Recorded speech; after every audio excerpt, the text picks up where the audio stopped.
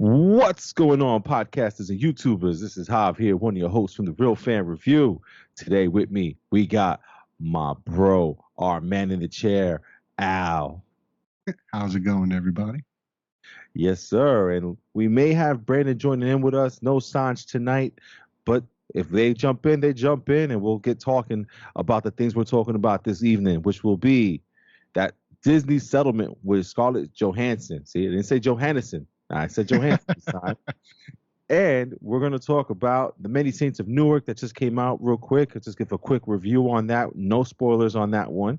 And we'll do a spoiler, well, non-spoiler and a spoiler review of Venom, Let There Be Carnage, basically Venom Part 2. Oh, wow. So let's get it going. Al, you brought up this thing this week. I saw your message there regarding the settlement for Scarlett Johansson and Disney. There was really nothing much said. They settled out of court, which usually means the person that's suing won. Yeah. So let's see what comes out of the settlement. Right now, there's no disclosures. Nobody's saying what really happened. They both put out a nice little thing about each other saying we're looking forward to working with each other in the future. We're glad to have this settled and moving forward. So basically, Al, how much money do you think Scarlett has in her wallet now? A nice amount. Definitely in the tens of millions. Because from what I heard, she was asking. I think they were reaching for like 100 million, like some ridiculous number, which is what you always do in a lawsuit. You always seek the max you can. They're going to seek the bottom of what they can, and somehow you guys usually meet in the middle. But the rumor I'm hearing, from what I've understand, they settled somewhere around 40 million, which is quite 40 million. Yeah, which is pretty funny because I was want to understand her lawyers had let us come out that they would have settled for 20. Like, had Disney approached them honestly and the way they were supposed to when they first came to them, had Disney come back and said, "All right, let's sit down, let's talk," they were talking 20 million.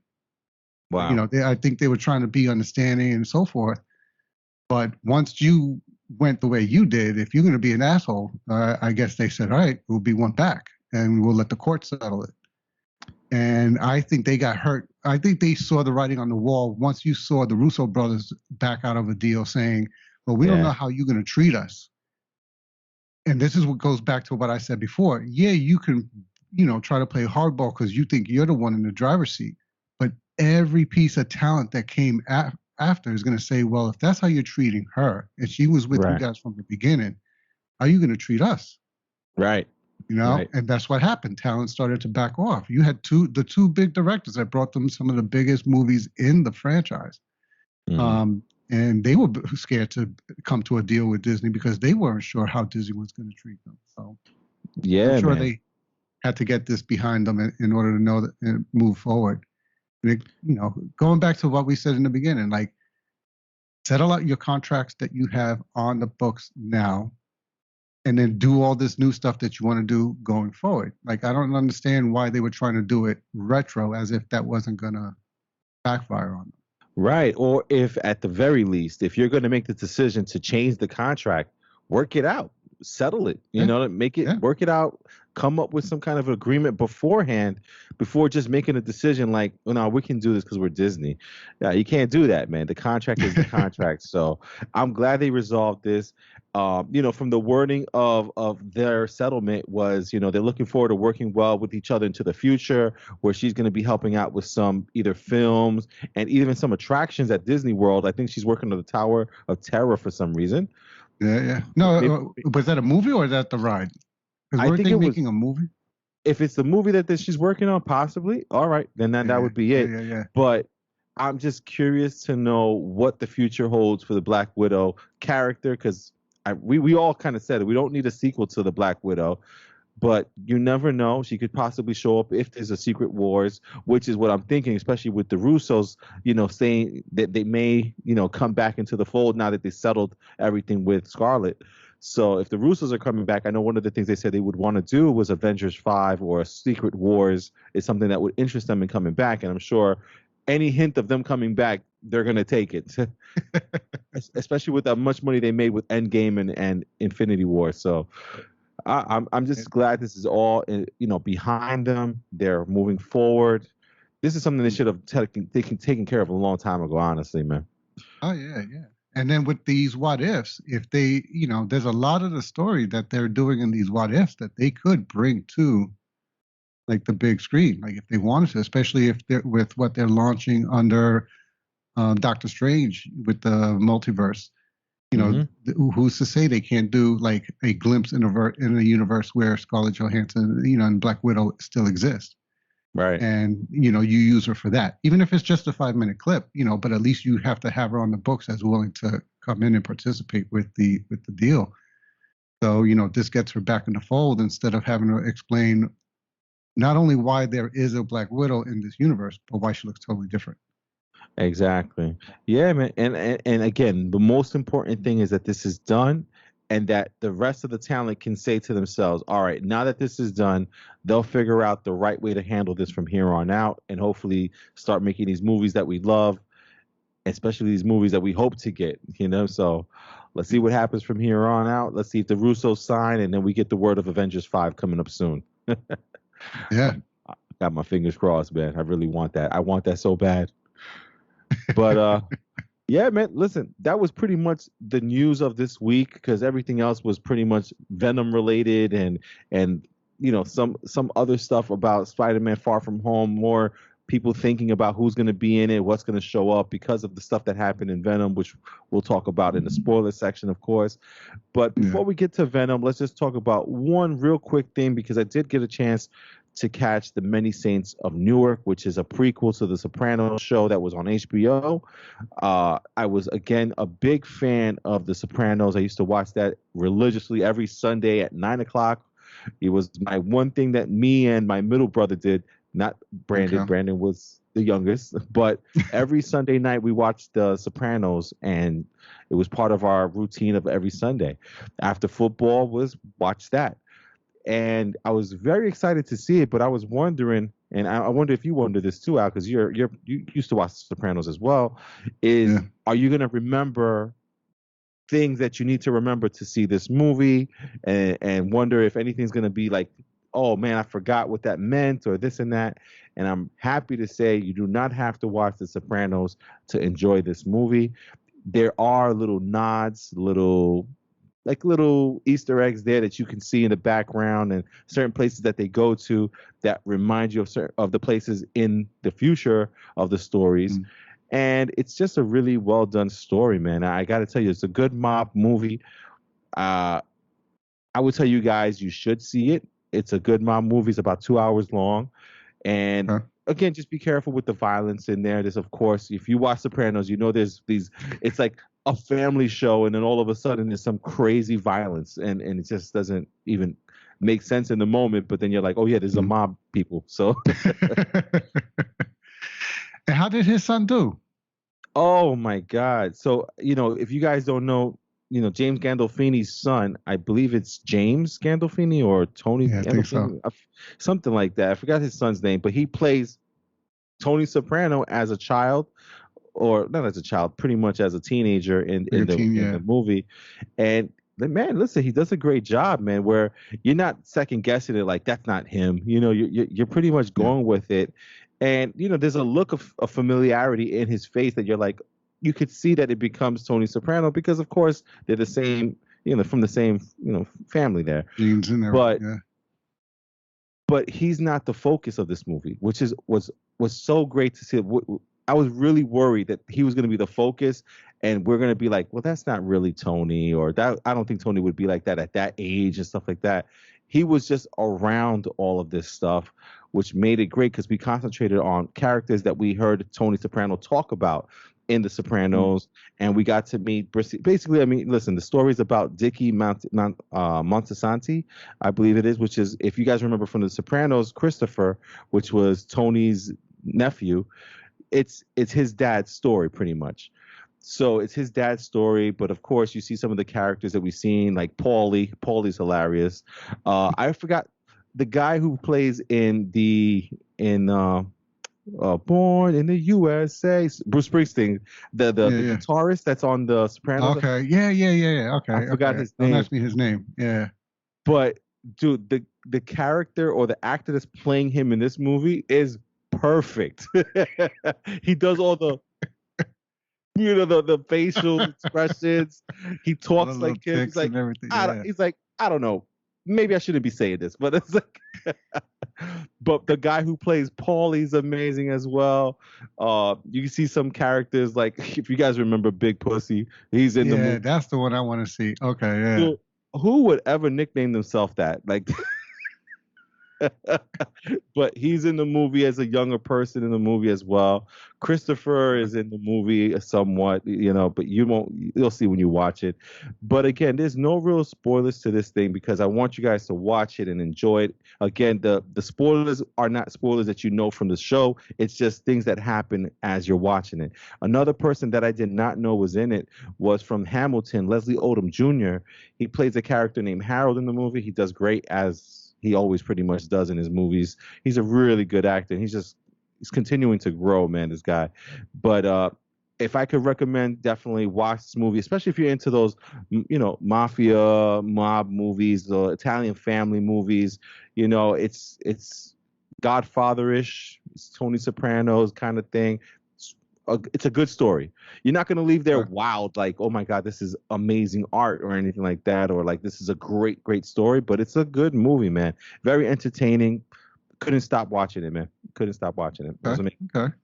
So definitely I hope gonna watch that tomorrow. Yeah, definitely, man. And I hope you guys enjoy it. And if you're listening on the podcast, if you're watching on YouTube, comment below. Let me know what you thought of the Many Saints of Newark. You hear me glowing about it. I think it's a great movie, and I'm looking forward to hearing what Al thinks about it too. So it's gonna be a good movie for all these guys.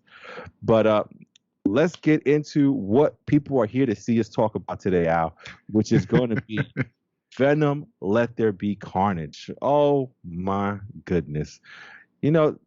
Let's go right into a non-spoiler review so that way we can get into the nitty-gritty of everything.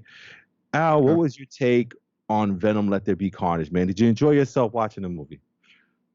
I enjoyed myself, yes. From the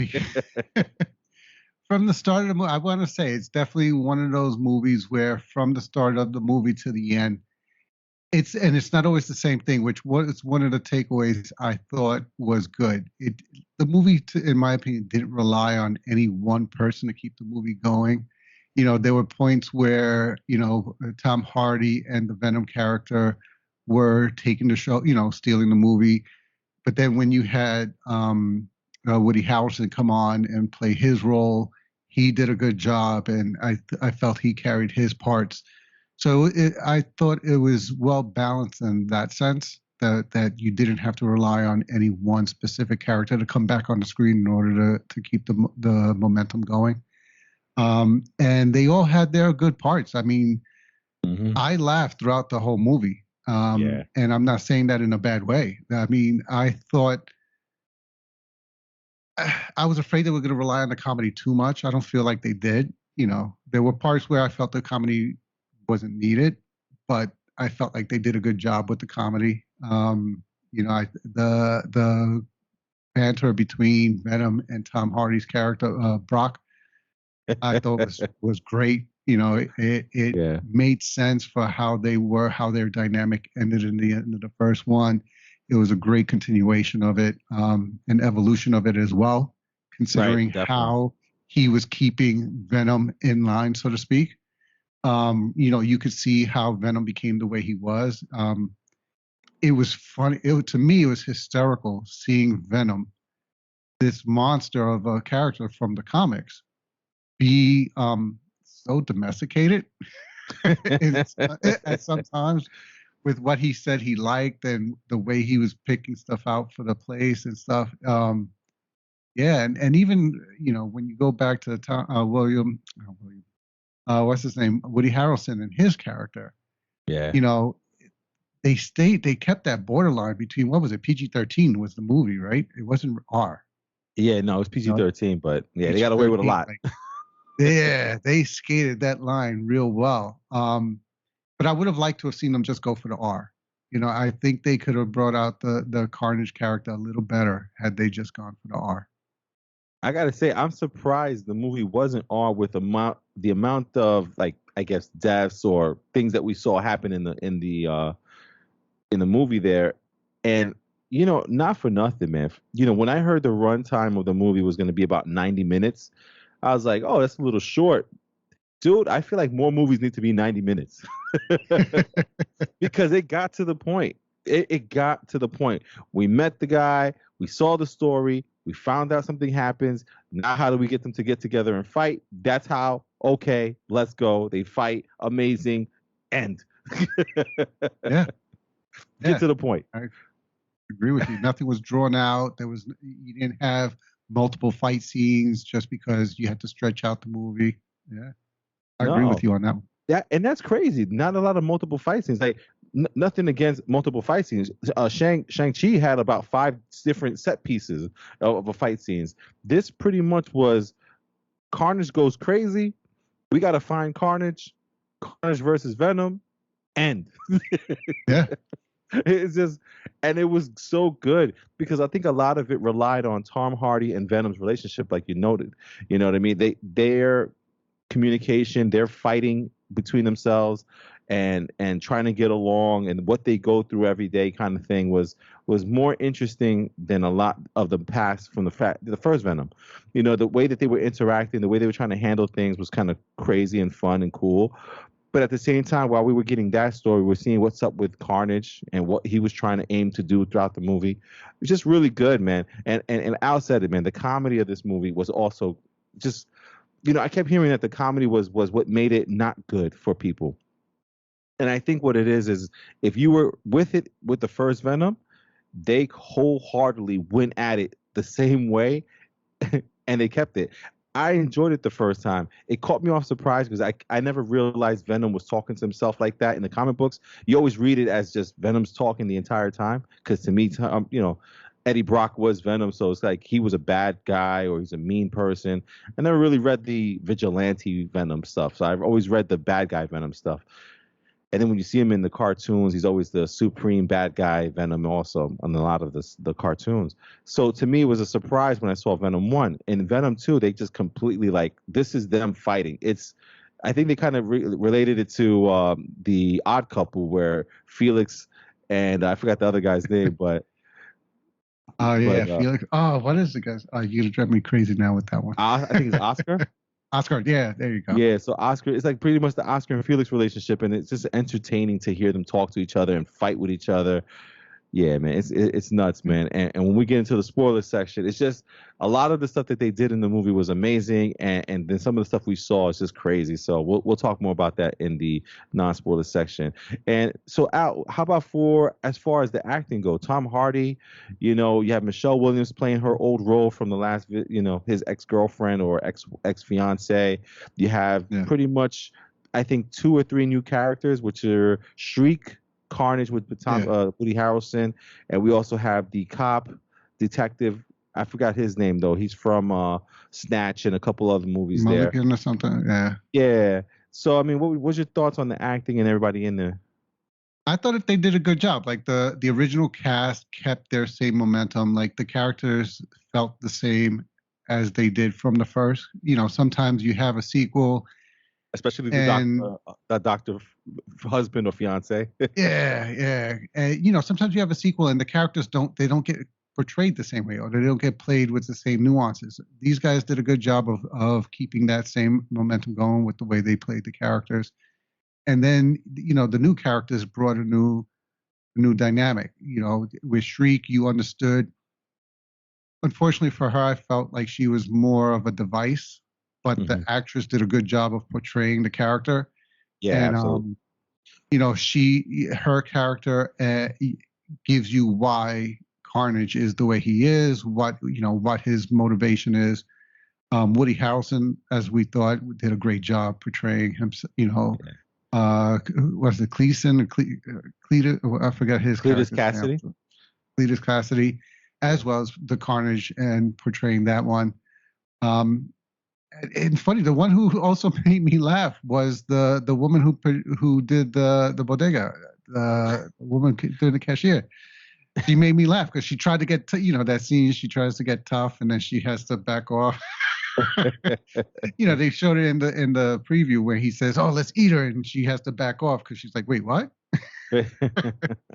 Okay, like yeah, no, they did a good job. I mean, is it cinema? No, it's not cinema. No, But like I said, the whole movie from the entertaining. beginning to the end is gonna entertain you. You're gonna have a good time from the time you sit down and the credits roll up to when they come down. So Yeah, man, absolutely. And one more thing we have to shout out too is because this is one of the issues that I had with Venom Part One, which was the CGI of the symbiote or symbiote or yeah, whatever they call it. So, in the first one, when I think it was Riot versus Venom, there was times where they were fighting, and I could not tell who was who and what was happening. And let me tell you, man, with Andy Serkis directing, who worked with, he's Gollum, if you guys don't know, from, the Legend of the Ten. No, what was it? Lord of the The Rings. the Lord of the Rings. There, he was Gollum in that movie, so he knows what he's talking about when it comes to digital effects and motion capturing and all that stuff like that. Dude, he brought that whatever talent it is that he has with that, he brought it to this because let me tell you something. First of all, Carnage looked like Carnage. Venom looked great, but he looked just the same as the first one, but he looked great still. But when Carnage was doing his thing and fighting, oh, he looked incredible. And when Venom and Carnage were fighting, it looked like you can tell who's who, who's doing what, and they looked incredible while they were doing it, man. I Yeah, just love the CGI on this one too. It didn't come yeah, across yeah, fake. Everything looked great, man. Everything looked great. yeah, yeah, yeah, yeah. Especially the big fight scene at the end. You Hmm. know, sometimes they can go over the top with that in order to just make it look crazy, and you can start seeing how fake it looks. Now they did a good job here. I mean, it's a little over the top when you think about what's happening, Right. but it looked, considering it's two, like you said, it's two symbiotes fighting each other with all these special abilities. They did a great job portraying it on the screen. Yeah, man, absolutely, man. So listen, last thing we're gonna say about it is our recommendations on Venom here. Venom Let There Be Carnage or Venom 2, whatever you want to call it there. I'm going to tell you guys, you should see it. I want to say you need to see it because it's not great. It's not this amazing thing, but man, I had such a good time with it laughing. I got to see it with B and also Al at the theaters, and we were rolling in there watching this thing. And Brandon actually lost his goddamn mind with the end credit scene, which we'll talk about soon. Ah, forget it. Yeah. Yeah, but listen, the movie, I'm gonna say you definitely should see it. It's a good time in the theaters. I think it's well worth it. It's, of course, with your own safety concerns, you wear your mask, you be comfortable in your theater there, and hopefully you have your vaccine shot so you're even more protected. But definitely worth seeing in the theaters, in the big screen, and with the surround sound. It was just amazing, man. How about for you, Al? What's your recommendation Uh, on that? It's the same thing, same thing. If you're even thinking of seeing this movie, that means you're in this arena. So go watch the movie. You're gonna enjoy yourself. It's gonna be what you thought it was gonna be, Yeah. if not maybe a little bit more. So definitely go watch this movie. Absolutely, man. So listen, you hear me out. Definitely recommending you guys go watch this movie, Venom Let There Be Carnage. Just came out. And again, guys, if you don't know Marvel movies, there is a post-credit scene, and this one is one you cannot miss. You cannot miss this one. This one you got to sit down and watch it, and then just sit there after it's done and go, "Did they just do what I think they did?" And you're like, "Yes, they did. Yeah, they did." Yeah. Yeah, man. So listen, that is our non-spoiler review. Going forward from here, we're going to go into spoilers now. So we're going to talk about stuff that you don't want to know if you didn't see this movie. You want to feel surprised, just like we were when we saw these things happen. So we're going to go into the spoiler review section as we go right now. Al, what stood out to you? What is your best part of this Venom movie? The best part was the fight scene, kid. Like, because they built up for it. And like you said, like there was no little fight scene there, and then they get away or something stops them from finishing the fight. No, they met up with each other and went at it. And they built up Carnage from the beginning with the breakout scenes, so they show you a sample of what everything he can do and what his Hmm. abilities are and the extent that they can go to. So it lets you know once these two fight, that shit's going to be a pretty nice fight. And they didn't disappoint. So I thought that was my good part, because you saw the two of them go at it, and you saw the two of them go at it with nothing too crazy. You didn't all of a sudden see Venom be able to do something new. So they didn't come up with no gimmick. He held his own from the beginning of the fight. I hate when they do these things where the bad guys kicking the good guy's ass for 25 minutes, and at the last 10 seconds of a fight, somehow the good guy all of a sudden bulks up or comes out with some super does move something. Yeah, this was back and forth from the beginning to the end. So right. I like that fight.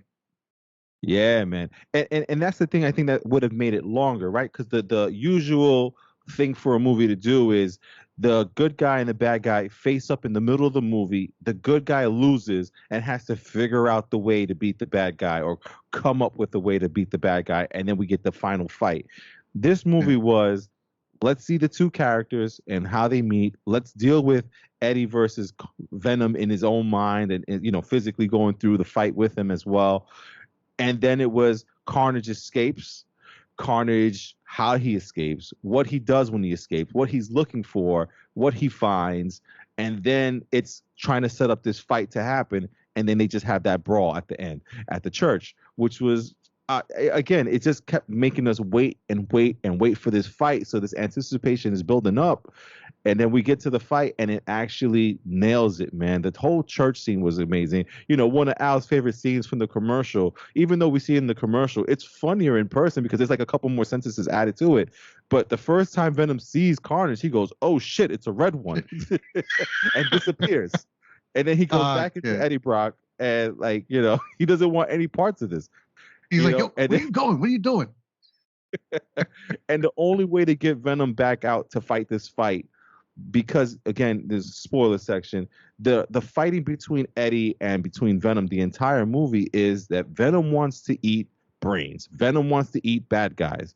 And Eddie Brock, as a nice person, or just a normal human being reporter, doesn't want him to do that. Doesn't want to do that with Venom. So they're having this fight where he's saying that the same, I guess, chemical that Venom needs to survive, he can get from chocolate or from chicken brains. So it's just the stupidity that's going on where they fight. So at the end, when Venom disappears, I'm not fighting this guy. He's red. That's when Tom's like, you know what? I promise you, we'll eat anyone you want to eat. And then Venom's like, all right. And dude. When Venom comes out of Tom Hardy's character, or Eddie Brock there, it just looks so crazy and amazing, and it's just so funny, man, and fun at the same time too, man.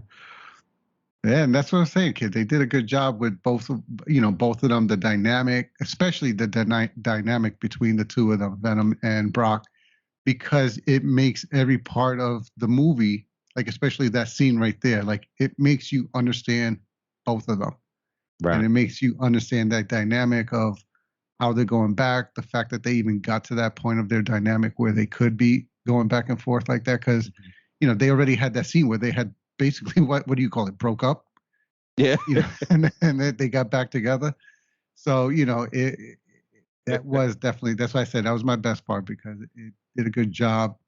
But it did expose the one part of the movie where I wish they had gone a little bit longer with, was explaining, because I even had to ask you guys afterwards, because I didn't know that Carnage was somehow a variation of Venom. I thought he was his own separate symbiote, from the beginning of from Venom 1. I wish they had explained a little bit better, even if it was just a few minutes, of how Cassidy biting Brock caused Venom to mutate into Carnage. Yeah, I think that. Yeah, because I think what they were hinting at is when he bit his hand, he got a little bit of blood, and in that blood was the mixture of the symbiote and the blood of Eddie Brock that he was eating, because what's his Cletus Cassidy goes, he goes, I've tasted blood before, and that's not it, So they're hinting at that he got a little bit more than just the flesh on there when he bit him. Yeah. But that's what I'm saying. It's crazy. Because if you remember in the movie, when they break up, Venom attaches to other people, but he's still Venom. He doesn't change. He doesn't become a variant symbiote. So I would That have I liked get. I for get them what you're to saying with that. Yeah. so I would have Why? liked for them to have Why was it different explained for him? why did he change for Brock? I mean, for Cassidy, and not when he attached to anybody else. Because that's what happens in the That's comics. Explained. it. Yeah, no, it doesn't make sense because you're right. If Venom goes into somebody else's body and it's still Venom, why does he go into somebody else's body and turn into Carnage? Kind of crazy. Yeah, it doesn't make sense. Yeah. That's a And plot then, hole. Good catch, Al. Plot hole. Yeah. yeah. But what was your thoughts on Cletus Cassidy? You know, we got the different hairstyle because Woody Harrelson didn't want that wig that he had on from the first one. I don't blame him. Right, it's stupid. But No, you but know, he the bad guy throughout this whole entire thing. So, what was your thoughts? yeah, he did a good job. Like, and again, going to your point of liking that they kept the movie short. We don't need this 25-minute, half-hour background through Cassidy. Mm-hmm. No, we get it. He's crazy. He's a killer. He's a serial killer. You don't need to explain why or who, what made him that way. Just let us know he's crazy. Show him do some crazy shit for a little while. And then you already showed us his motivation. His motivation was getting to Shriek and freeing her. So Right. you show him do that. So I love the fact of how they played him, how they portrayed him, and they just kept going through the beat of who he is. This is who he is. What's his motivation? All right, he's he's satisfying his motivation, and then the fight. So to me, they said everything they needed to say. There's nothing in terms of him other than what I just said that I would have liked to have seen deeper. Like they didn't, in my opinion, they didn't need to do a deeper character exploration of Cassidy or Carnage. Right. They are what they are, crazy serial killers. That was it. Was there any part of you that felt something for him when he said why he wanted to be Eddie Brock's friend? That he was looking for friendship. He thought they had a similarity with the way that they were raised, with the abuse and everything. I see, and that's what I said. Yeah, I thought that was cool because it made us understand why he initially was seeking that bond with Brock. Because at first everybody was like, "Why is he calling you? Why are you the one that he keeps giving information to?" And then you find out why. Right. And again, I like that they didn't make that a half-hour exploration as to what's going on between the two of them and having multiple conversations. Like they let us know in one story. Like you already know what his growing up was. He says, "Listen, I thought we could be friends." You're like, oh damn, fuck, as much as he's a serial killer, he just wanted a friend. And as much as it could sound stupid, we are still all people in the end. What if that could have been his turning point had all of this not happened? Had Brock realized that's all he was trying to do and been their friend, maybe all of this other stuff may not have happened. But we got the movie we got. So. Absolutely, man. And then a character that Al mentioned that's in this movie is Shriek, which is the love interest for Woody Harrelson's character Venom, Carnage there. And I think she played a good character. She's kind of in the movie just in the beginning, a little bit in the middle, and then towards the end, of course. And basically, what I found interesting is they chose to bring someone who they didn't really notate that she was a mutant, but she clearly is a mutant. She has these gifts to let out a screech that's pretty loud. That's why she's called Shriek. So she lets out a shriek. That it's just this sound thing that makes waves. What I didn't understand in the beginning was I'm like, why are they teaming up Shriek with Carnage? If the symbiote reacts to sound and to heat, that's the worst person he could be with is her, but then you realize at the end that's what's going to separate, the two people from each other, which, from, Shriek from Cletus Cassidy there and Carnage, because Carnage hates the fact that she shrieks so loud that she shakes the symbiote off of him and off of Venom as well. So that's kind of crazy. But she had a nice little role. She played a good character. She played it crazy when they came out of that. What was it? Ravencroft was the asylum they were at. Yeah. And it's funny because Marvel's I remember Arkham. Right, because I was like, wait a minute. I remember Ravencroft from Amazing Spider-Man Part 2, which was with, Andrew Garfield. I'm like, oh, this is the Garfield one. But then I'm like, wait a minute, that one was in New York. So I was like, all over the place with my multiverse of madness like rumors and stuff. So, but I thought when he saved her from Ravencroft, that was pretty crazy. And then when they were out in the town and just causing damage to where they were raised, oh man, that was just insane. But then you see that shriek that she has, the loud yell that she has, and you see the symbiote reacting to her. You knew something was coming towards the end with the fight scene there. So listen, let's go right into that fight scene at the end. That fight was just incredible. Like we said before, Carnage showing all the different weapons that he has that you've seen in the comic books. It was a great fight. Now, just help me understand something, Al. Did Carnage make himself bigger? I don't know if I think, see, the way I was interpreting it was, and I was wondering if that's what the big deal with Venom getting brains or eating people in the beginning of the movie was all about. Because I feel like that's how they get their strength. And obviously, the same way we eat, we can grow and get bigger. I was wondering, my review was that Carnage, because he was eating so much so quick, that's how he was able to grow so rapidly. Right. Was because he had eaten so many. Basically, he had absorbed and eaten. Did he eat the priest's head? Yeah. Oh God. Yeah, kid. Yeah, no, he'd been. Yeah, he's.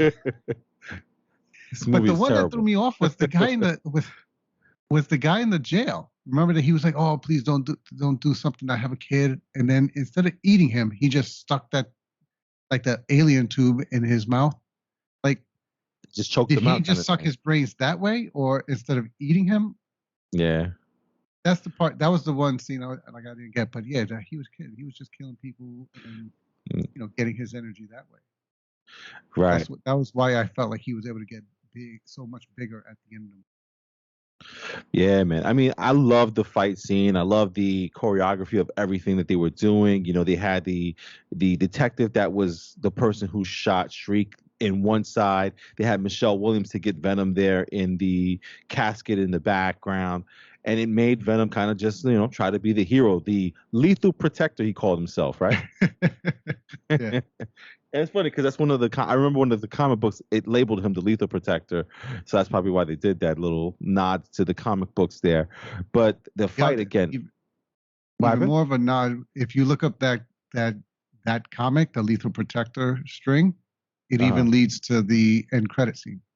Oh, get out of here. Okay.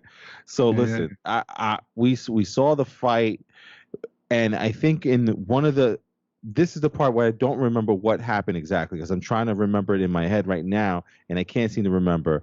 That detective that's on there is a detective from the comic books that turns into Toxin in the comics. So there's a scene there where I'm not sure if it's Carnage or Venom. There's a piece of Carnage or Venom that gets into that detective. I think it was Carnage. So there's a piece of Carnage that gets into the detective, and then you see the detective's eyes look like the Venom eyes or look like the symbiote eyes that they form when they come out of their, the body there. And it's, assuming that it's hinting at a Venom Part 3 where they're going to have this Toxin character in there as the person that Venom's going to go against. Questions that we'll go to soon for Venom 3. And we get the end scene, and this is the part where I think you and I are probably going to have questions about, is we get to the final part of it where Venom actually destroys Carnage because of the shriek and the fire that they use to kind of get them off of each other. Plus, Cletus Cassidy and Carnage are fighting with themselves because Cletus loves Shriek, Carnage hates Shriek, and they kind of split. They're not meant to be together. They're not meant to be as like how Eddie Brock and Venom are. So they separate, and it looks like Venom eats Carnage. He takes the Carnage symbiote and starts eating it up. You see the red going into the black, and he's eating it up. And then one of my favorite scenes is he picks up Cletus Cassidy, and Cassidy's either copping a plea or saying something about being friends. And Venom goes, "Fuck that guy," and bites his head off.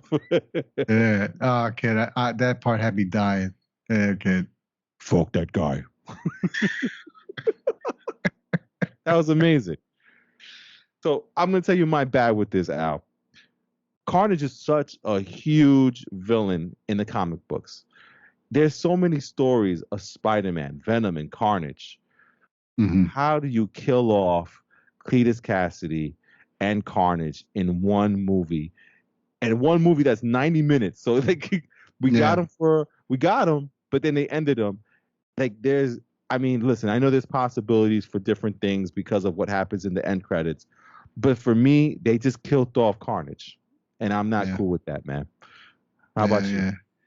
Yeah, same. I agree. Like Carnage is such a major villain in the Spider-Man universe. You can't kill him off this quick.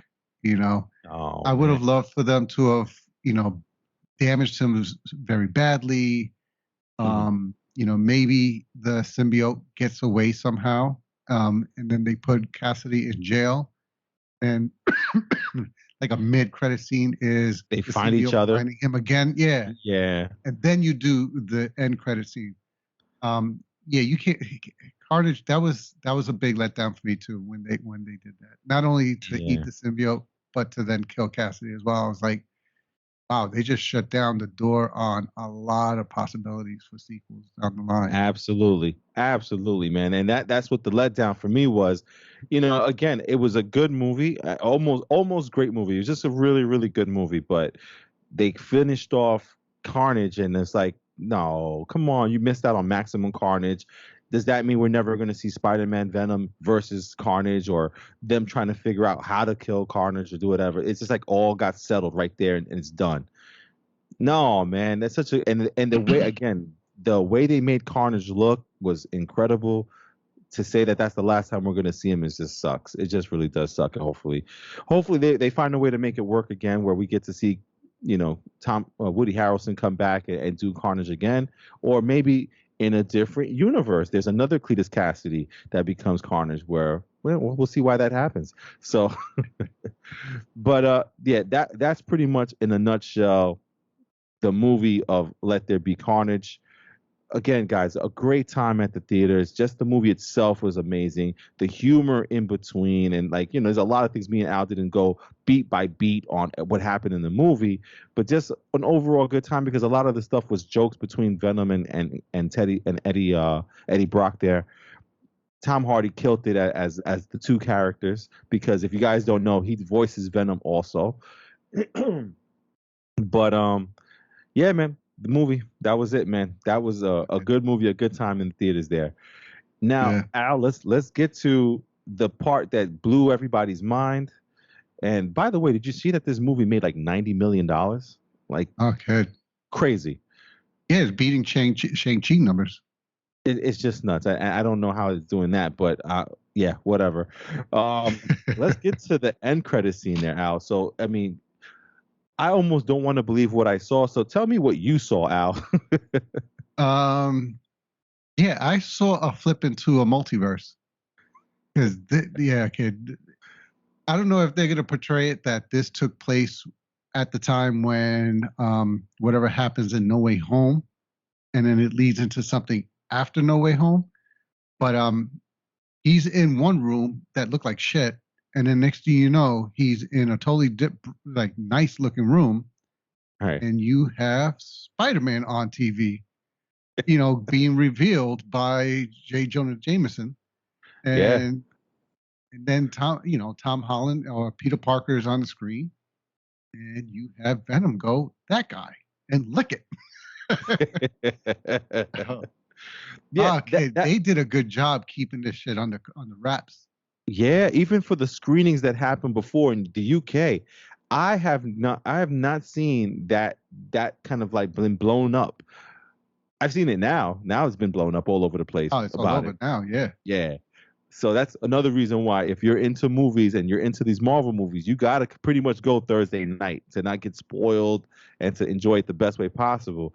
But yeah, man, I mean that scene was kind of crazy. You have Venom talking to Eddie Brock. It looks like they're somewhere, if I could assume Mexico or somewhere on a beach somewhere far away, and they're in a shitty hotel room. Go figure that when they go into the multiverse, the all of a sudden the hotel room is really nice. Uh, wait, I took.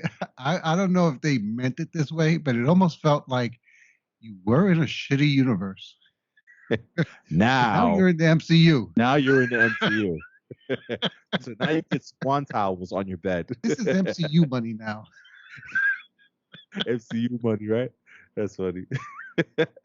But yeah, you know, Venom is having this conversation with Eddie Brock, saying that, listen, we are part of a hive mind, which is interesting in itself, and we reach vast universes. So I'm like, how you talking about multiverse? I'm like, uh-oh.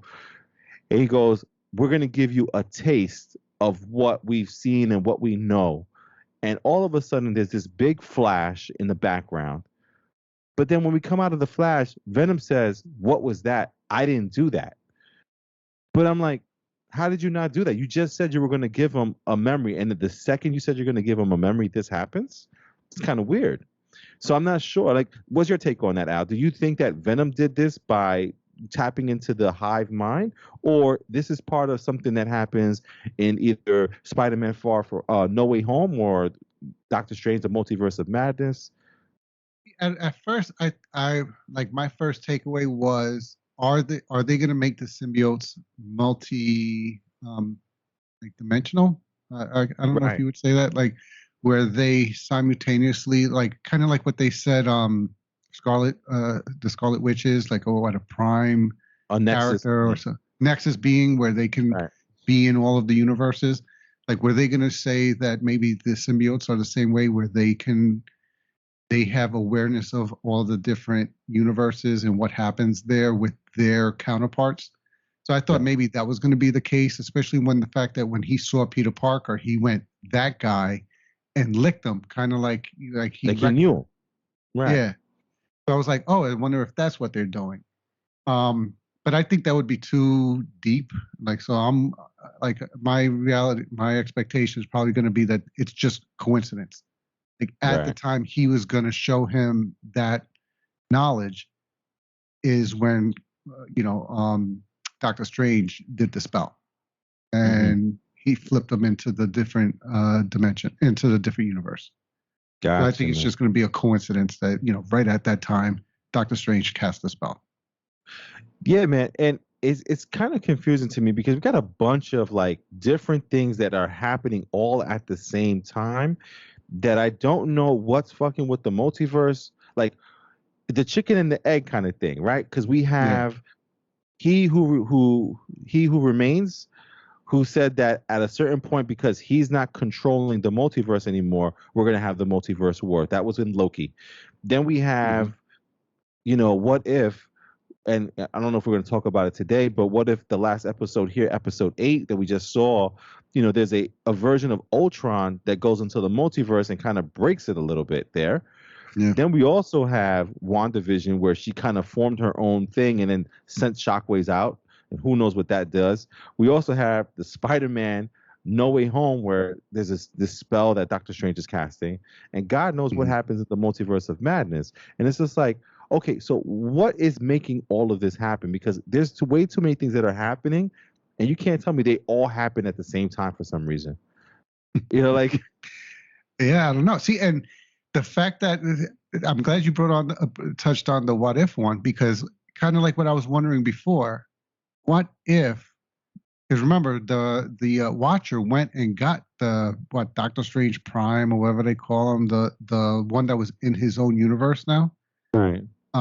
He got him to help him. So what if that's the Doctor Strange we're seeing in No Way Home? Wow. And Yeah. he didn't learn his lesson, and he's still thinking he can do everything. And again, because remember, he didn't have the switch. It was what a lot of people were pointing out online at the time, and that's what made me say, okay, I wonder if that is the truth. That Right, because he that had the not the Agamotto on him too. yeah.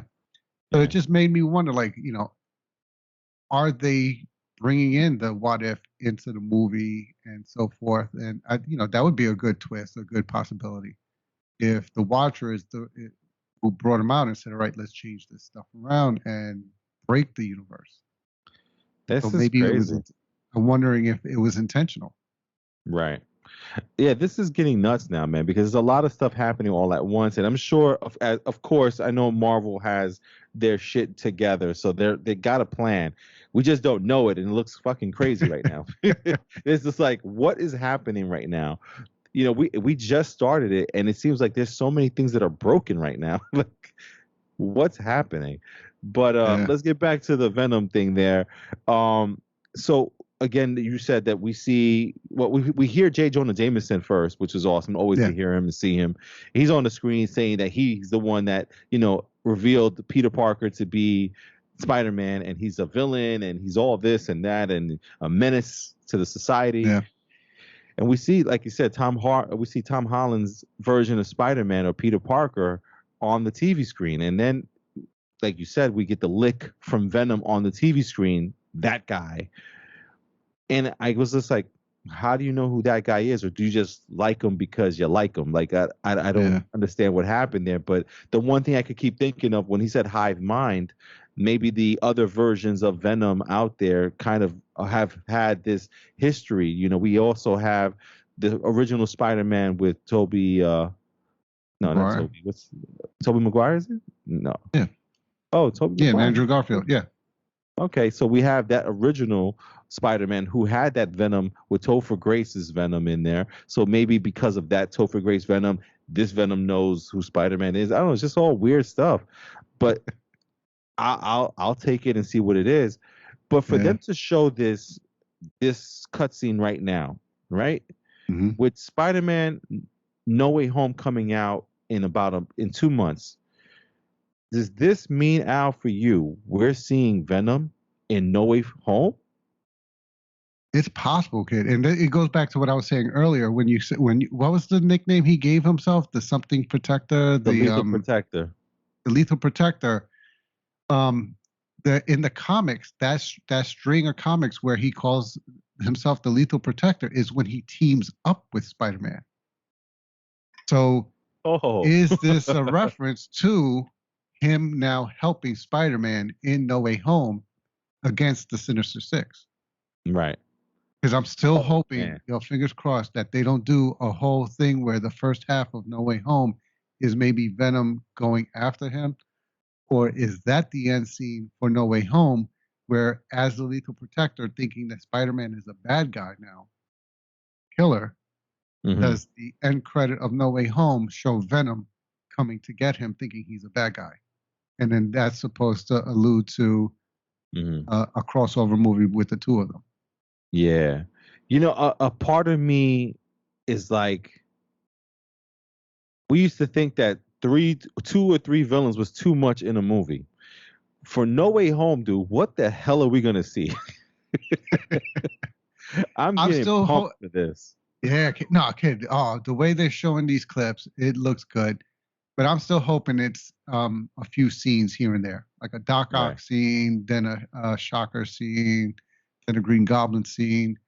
And to your point, and like I think we said in an earlier episode, I'm thinking it's going to be Tom Holland going through the universes and then seeing his alternate realities.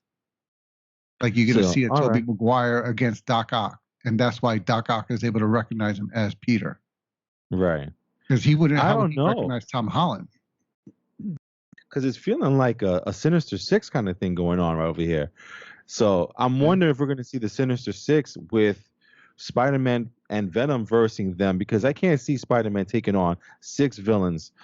Because we got pretty much, I think we got like 5 of them so far. I think there's rumors that we're seeing the Lizard, but somebody's saying the Lizard could be Venom also. So it's one of those two. We got Doc Ock, Green Goblin, Electro, maybe the Vulture, maybe Scorpion that we've been hinted at before. It just sounds like the Sinister Six plus Venom plus the 2 Spider-Mans from Amazing Spider-Man and the original Spider-Man with Tobey Maguire.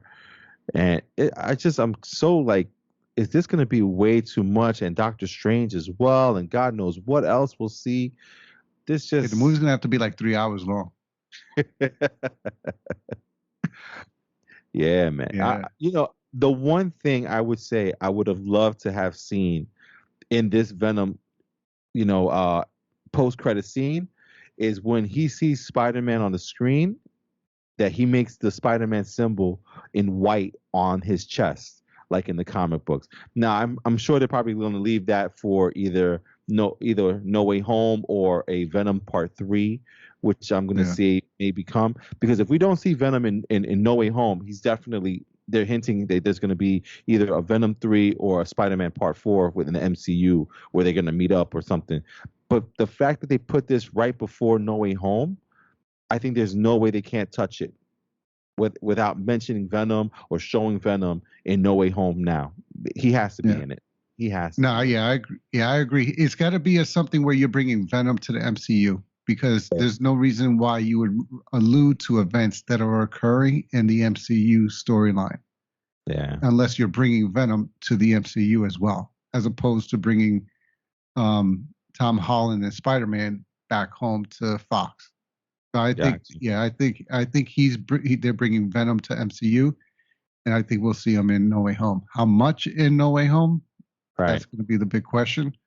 But if we get to see a lot of them or a little, I think he'll be a big plus to the movie. It's just crazy. So listen, I got one last question before we finish off the podcast there, Al. Yeah. What was your expectation for the post-credit scene? Like, were you surprised? Were you completely taken off guard? Or you kind of expected something like this? No, I'm completely taken off guard. I was not expecting them to. No, I was not. I'll be honest. Take away the movie part, like with the conflicts that are going on between them, I really didn't think they were going to bring either one of them over to the other universe in a movie yet. Yeah. So I was more expecting something like what we were saying before. I didn't think Carnage was going to be killed off. I figured the end credit scene was going to allude to Carnage still being alive if they made it look like he was dead, and show that there's a possible sequel involving a Carnage. So I was really expecting that as the end credit, because I thought that they were going to stay within the Venom universe, which is on the Fox side. I was really not at all expecting them to switch over to the MCU. Yeah, it's funny, man, because on the last podcast, me and Brandon talked about this, and Brandon, he said he wanted to see Tom Holland in the post-credit scene, and I said that would be either too on the nose, or like, that they wouldn't do that because they can't do that. It's not going to work out, because to me, Spider-Man has 2 more movies left with the MCU. He has the No Way Home, and then he has a ensemble movie, which is either Doctor Strange Multiverse of Madness or whatever Avengers 5 is, and when that is. So to me, it was just like, there's no reason to put Venom and Spider-Man together because there's no time for him, right? Especially with the Sinister Six possibly being in No Way Home. So when I saw this, I was just like, holy shit. But my honest to God thought was we were going to see one of the older Spider-Mans. I didn't think Toby. I thought it was going to be Andrew Garfield's because there was no Venom in his movies, and they also had the Daily Bugle there too. And it's funny because I heard somebody in the crowd say it too. Oh, it's going to be Andrew Garfield in the end. And when we saw Tom Holland and we saw him on the screen, dude, the theater was like, oh, yeah, kid, yeah, it got everybody, man. Yeah, but exactly. You know what I just realized? Is there no Spider-Man in the Venom universe before this? They've never hinted it or said it, so I don't know. Yeah. I mean, listen, the whole time that we're with Venom, he's in San Francisco, and they purposely did that. Now, the one thing is, again, like Marvel changes things from the comic books. It would have been nice to see Eddie Brock as a photographer and Tom Holland working together, and Tom Holland, Spider-Man, or Peter Parker does something that messes up with Eddie Brock, and that's where we get this whole Venom thing. But you know what, man? We'll take it how we get it, man. Yeah. We'll take it how we get it. Yeah, the MCU has not done anything wrong as of yet. Yeah, man. So let me. I know I said one last question, but I'm gonna do one more. Okay. Does this mean to you that Sony and Marvel have extended their contracts, or is this really just going to be a No Way Home thing and Venom comes back? Because we did see Toxin is supposed to be in the next one because of the way they ended that fight scene in this movie. Because it does seem looks like whatever Venom does, he's going to come back to his own universe eventually. I think this was a tipping of the toe in the water to see.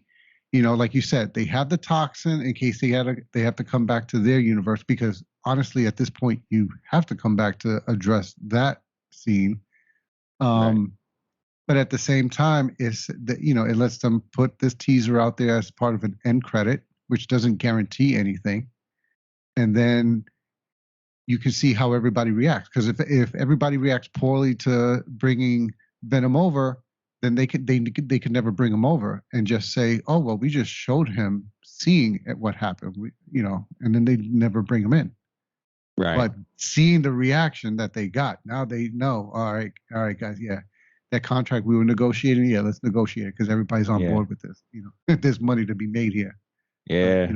They know there's a crossover movie that everybody's going to want to see. It just brings it back to that freaking Tom Hardy hat. The production, the No Way Home production hat, man. Oh, yeah. God. Yeah, he's in there somehow. I can't wait to see No Way Home now. I couldn't before either, but I can't wait even more now. Just nuts, man. Just nuts. Oh, God. Oh, Lynn, let's call. I just got to just think about that while I watch Tom Brady versus the New England Patriots. I'm gonna get it going for tonight, man. So listen, man, that's gonna be us for tonight, man. Great conversation with Al, man. Thank you, man, and just looking forward to next week because next week I believe we have the 007 No Time to Die. Yeah, No Time to Die. Man. So we should have a review for you guys next week. That'll be what we talk about. No Time to Die, 007, and then I think we'll probably get you ready for Halloween Kills, which is Halloween Part 2 for the Halloween, the new series. It's really Halloween 3 because it's the original Halloween, the Halloween that came out about a year ago, and now this one. So that's what this series is. So we'll see if we can give you a little prep or just maybe tell you what we're looking forward to seeing. And this next one, again, 007, No Time to Die. Make sure you guys come back, check us out. If you are on YouTube, hit the subscribe button so that way our podcast comes up to you every week when we put it out. If you're listening on your podcast app or playlist, please put us on there. Hit the little plus symbol. That way we show up every week. If you have any questions, suggestions, comments, put them below on the YouTube or email us at therealfanreview@gmail.com. REEL for real. And guys, coming out of Long Island, New York, we got our man in the chair, Al. Have a good night, everybody. And myself, Hobbs, saying thank you guys for listening. Again, subscribe, comment, questions, emails, all that stuff. Follow us, and we'll be back next week with the 007 No Time to Die review. Until next time.